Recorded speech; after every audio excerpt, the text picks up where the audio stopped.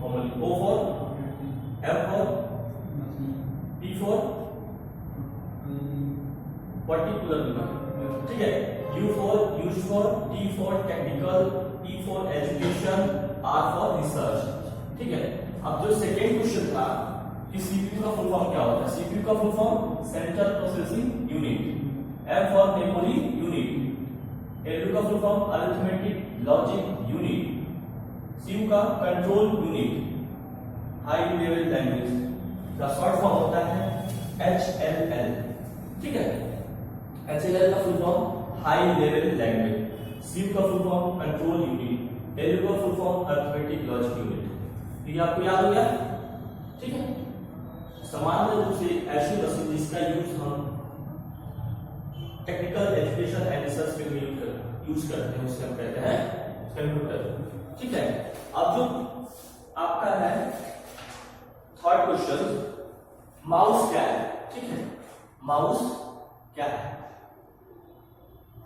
तो इसमें क्वेश्चन में आप पूछा गया कि बताइए कि ये इनपुट डिवाइस है या आउटपुट डिवाइस है, ठीक है. तो माउस क्या है. माउस हम क्या करते हैं, कुछ चीजें इनपुट, ये ऐप का क्या है, इनपुट डिवाइस है, ठीक है. प्रिंटर क्या है, आउटपुट डिवाइस है, ठीक है.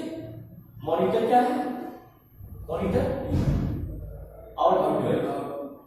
आप स्क्रीन पे कुछ चीजों को रीड करते हैं, वॉच करते हैं. वो कीबोर्ड भी एक इनपुट डिवाइस है, ठीक है. कीबोर्ड भी आपका एक इनपुट डिवाइस है, ठीक है. What is booting and BIOS. तो नेक्स्ट क्वेश्चन था कि बूटिंग क्या होती है और बायोस क्या होता है, ठीक है. तो बायोस का जो फुल फॉर्म होता है वो होता है बेसिक इनपुट आउटपुट सिस्टम, ठीक है. ओके. बूटिंग क्या होती है, बूटिंग क्या होती है बताइए. देखा ना कुछ, बूटिंग क्या होती है, नहीं. ठीक है. बूटिंग एक प्रोसेस होता है जो आपके पेरिफेरल डिवाइसेस को चेक करता है, ठीक है.